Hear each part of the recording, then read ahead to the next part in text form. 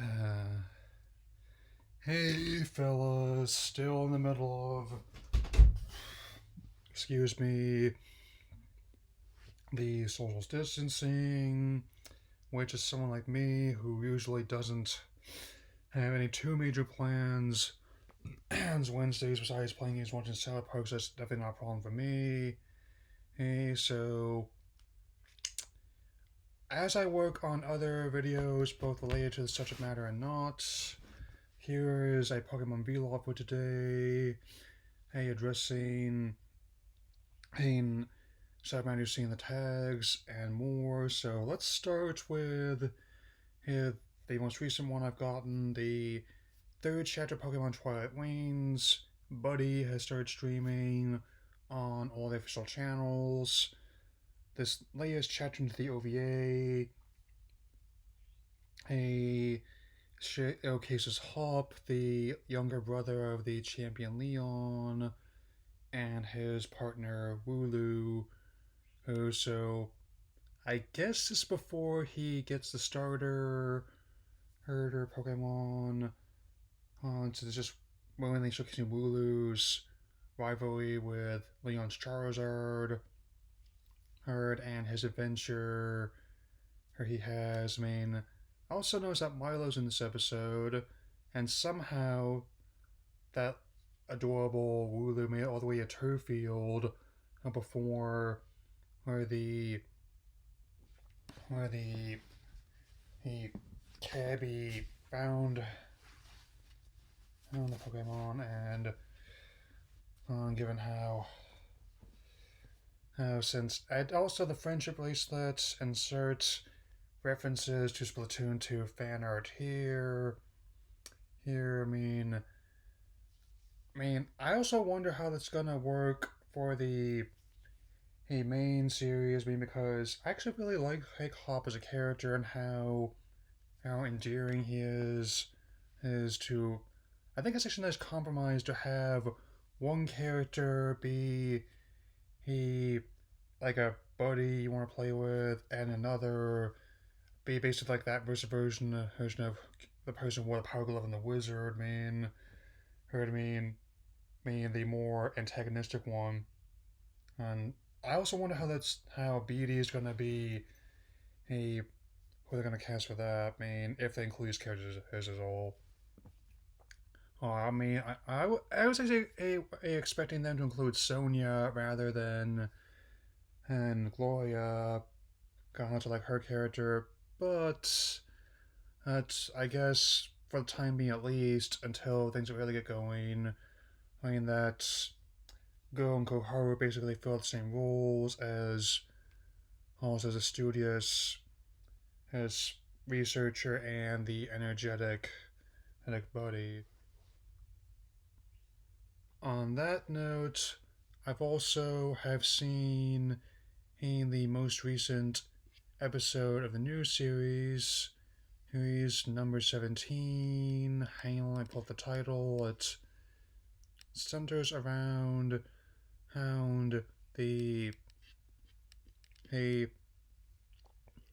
Hound, Hound Scorbunny trying to learn their move, and even though, oh, okay, here it is. Scorbunny use your Blaze kick towards tomorrow, roughly translated.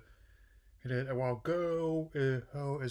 has confidence that he's go with the same move pool, or Scorbunny is not, and and even though it does kind of get heavy at points with Go's reluctance, it's ultimately Ash that convinces him that Scorbunny when he wants this to get stronger. I mean, and I also like that gag where somehow how like in Team Rocket's hideout, Go stumbles upon on it with a little bit where apparently younger kids don't know what a phone booth is.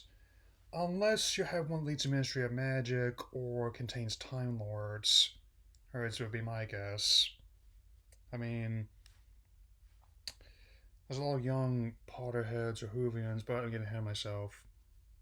Again, that's my obligatory British reference.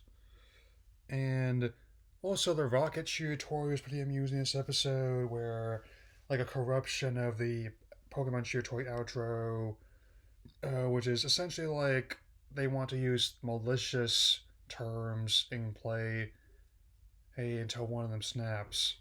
Basically, like a rocket version of Cards Against Humanity, and a but it turns out that the Choodle that they previously encountered and likes to nibble on Jesse's hair like some other monsters had before were are definitely a causing a lot of Hollywood. Even the Pelipper with the Gashapon machine in its beak, he is what led them and there. I mean, and one surprise, not only does a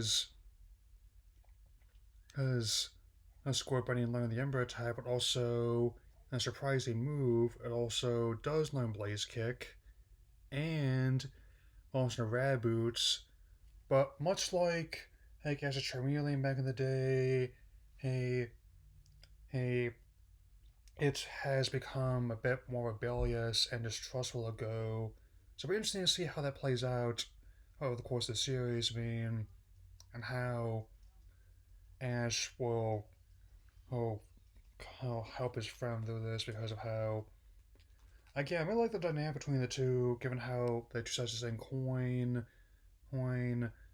which actually I think is probably one of the more effective ways. But I also, while Koharu is still reluctant, given the events previous episodes, I still like how that they're very consciously he not firmly deciding hitting he what her arc will be just yet. I mean that she's still trying to find that out for herself. I mean, which nice little parallel Serena as well. I mean, even though some of these tweets got outed as just fan art, I still like the idea of how they might incorporate a, the existing elements as well as new ones in there. And like this Pisces character is going to be in next week's episode, which I guess might be a qualifying version of the gym challenge before you get the sponsor.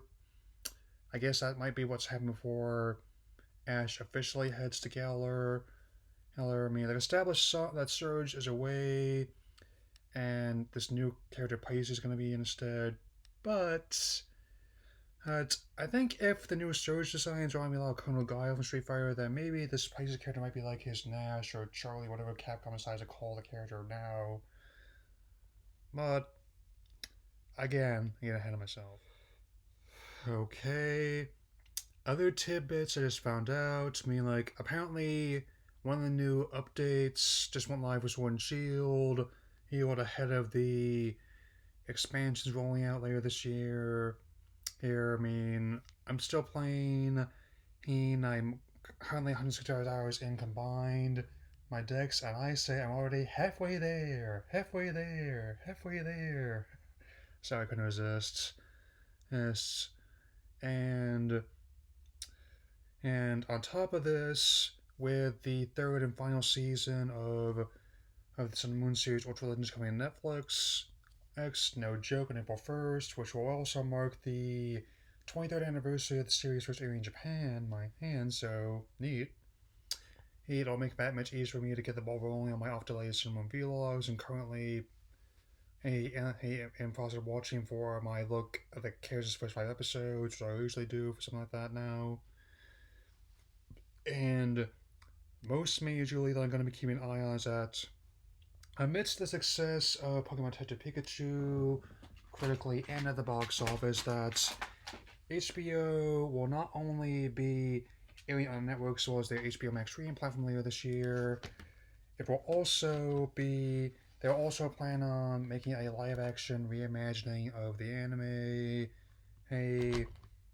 a showing a big budget live action version of the journey of Ash, Brock, Misty, and Pikachu, who in their journeys, which I think actually kind of intrigues me. Even though I admit not much is known at this early stage, we got this covered, just came out with the news a few days ago. Oh, I mean, I'll definitely keep you informed of any information as I get it.